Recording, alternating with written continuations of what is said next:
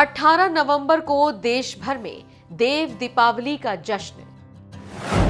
दीपों की रोशनी से जगमगाएंगे बनारस के घाट। इस देव दीपावली किन लोगों पर होगी धन वर्षा?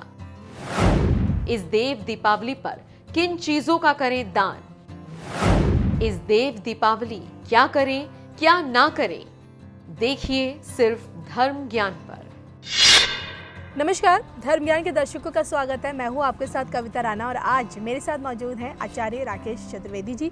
सर, सबसे पहले तो आपका स्वागत है। जी नमस्कार दर्शकों।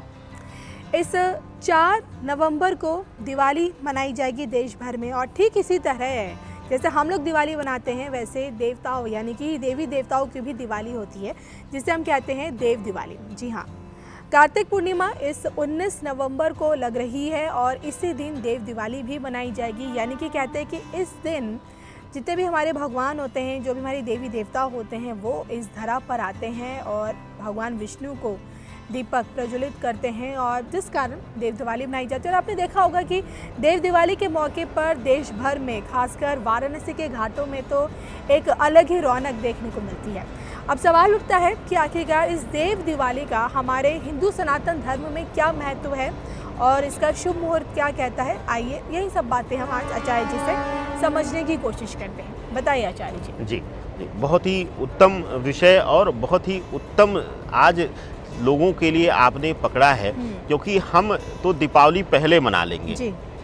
लेकिन जिन देवताओं के लिए हम दीपावली मना रहे हैं वो कब दीपावली मनाएंगे, तो यह बहुत उत्तम विषय है। और कार्तिक पूर्णिमा की जो तिथि है कविता जी, यह बहुत ही ज़्यादा महत्वपूर्ण हो जाती है। इसका महत्ता, देव दीपावली की महत्ता बहुत बढ़ जाती है। कहते हैं कि इस दिन गंगा किनारे या गंगा का जल जो होता है वह अमृत बन जाता है। वास्तविक गंगा जो है वह इस दिन ही अपनी धारा में बहती हैं।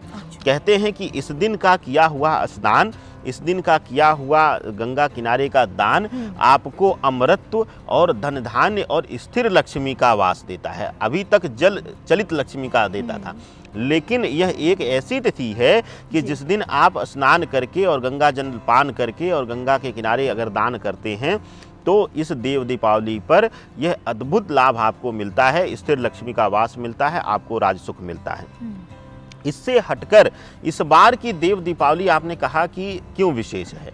इस बार जो मिल रहा है, सिद्ध योग जो मिल रहा है कविता जी, वह अक्सर हमने देखा है कि सुबह से लेकर दोपहर तक या शाम तक मिल जाता है। लेकिन दीपावली का अर्थ ही है, देव दीपावली का अर्थ ही है संध्या बेला के बाद का महत्वता। तो इस बार जो देव दीपावली के दिन है, जो सिद्ध योग मिल रहा है, वह दोपहर के 2:30 बजे के बाद से लेकर पूरी रात्रि समझ लीजिए है।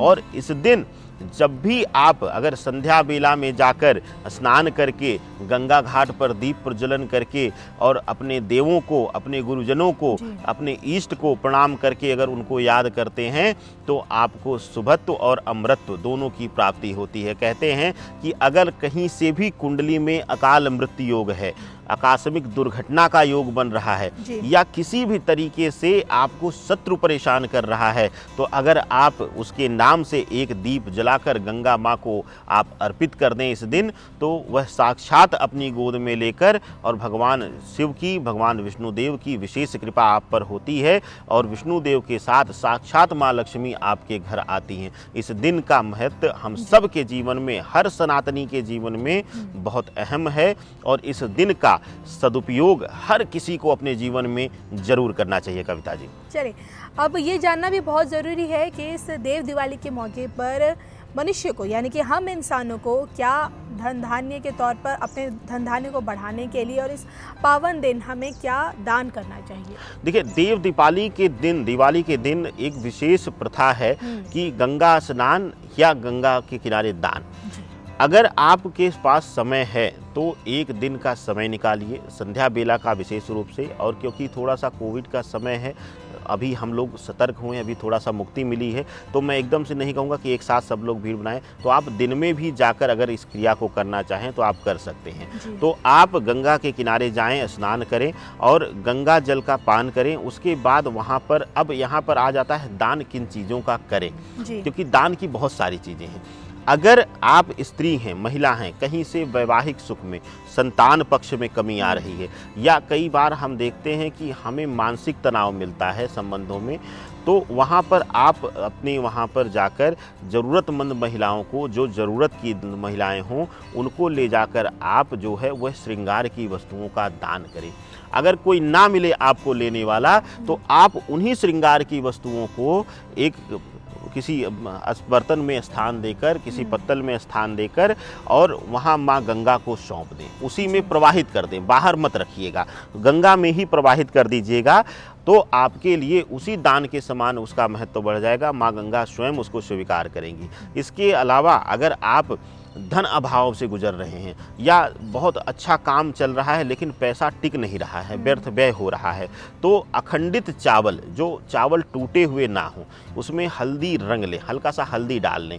कभी भी कविता जी और आप दर्शक भी ये सुन लीजिए कि सिर्फ और सिर्फ प्लेन चावल जो होता है वह कभी भी दान या किसी को नहीं दिया जाता। हम तो यहाँ तक मना किए हैं कि हमारे भारतवर्ष में पड़ोसियों से लेने की बड़ी तगड़ी प्रथा है कि आज हमारे यहाँ नहीं है, लाइए दे दीजिए। अक्सर हम लोग दे भी देते हैं।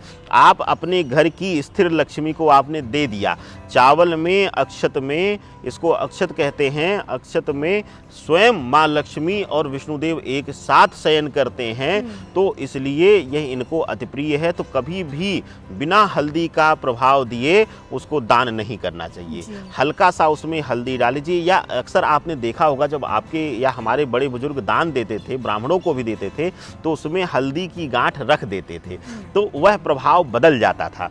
तो इसलिए कभी भी जो दान करिए स्थिर लक्ष्मी के लिए, वह चावल को हल्का सा हल्दी का रंग के और उसके बाद दान कर दीजिए। इसके विपरीत अगर कहीं से भी आपको लगता है, किसी ने कहा है कि घर में कुछ नकारात्मक प्रभाव है, अक्सर हम देखते हैं कि सब कुछ अच्छा चल रहा है, हमें हमारा लाइफ पार्टनर बहुत स्नेह करता है, हमारे माँ बाप या कह लें कि उस स्त्री के लिए कि उसके जो सास ससुर हैं, जो फादर इन लॉ हैं, मदर इन लॉ, सब स्नेह करते हैं, लेकिन अचानक से परिस्थितियाँ बदल जाती हैं, अचानक से क्रोध में आकर सब कुछ बिगड़ जाता है। तो वहाँ पर, या फिर अगर कहीं से लगता है काल सर्प दोष का प्रभाव है, या कहीं से लगता है पितृ दोष का प्रभाव है, तो आपके लिए यह देव दीपावली का दिन अमृत लेकर आ रहा है। कि मतलब आपके लिए लाखों खर्च करके जो अनुष्ठान आप कराएंगे, मंत्र जाप कराएंगे, उससे हटकर आपको उससे ज़्यादा प्रभाव देने वाला यह समय रहेगा देव दीपावली का दिन। करना कुछ भी नहीं, बहुत छोटा सा सामान्य सा, पर मुझे लगता है कि आपके लिए यह घूमने टहलने के खर्च के बराबर भी नहीं होगा। आपको काले तिल लेना है और आटा लेना है जौ का, जौ को पिसवा लीजिए, या घर पे ही अगर सिलबट्टा हो तो उस पर रगड़ कर उसको छान लीजिए। आटा ले लेना है जौ का, और उसको ले जाकर के आप उसमें थोड़ा सा मीठा मिला लें, कुछ भी आप मिष्ठान मिला सकते हैं, मिष्ठान मिलाकर और ले जाकर गंगा में उसको प्रवाहित कर दें। लेकिन यह क्रिया का विशेष रूप से ध्यान देना है कि रात्रि बेला में हो, दिन की उपस्थिति में, सूर्य की उपस्थिति में ना हो। और क्योंकि ग्रहण भी लग रहा है तो 5:30 बजे तक यह क्रिया नहीं की जा सकती है। तो आप 5:30 बजे के बाद, या बहुत अच्छा रहेगा कि अगर दिन डूब जाए उसके बाद अगर इस क्रिया का करते हैं तो आपके लिए शुभत्व मिलेगा। कविता जी, चलिए, तो इसी के साथ मुझे और आचार्य जी को दीजिए इजाज़त। उम्मीद करते हैं कि देव दिवाली के मौके से जुड़ी ये जानकारी आप लोगों के लिए फ़ायदेमंद साबित हो। तब तक के लिए नमस्कार। नमस्कार।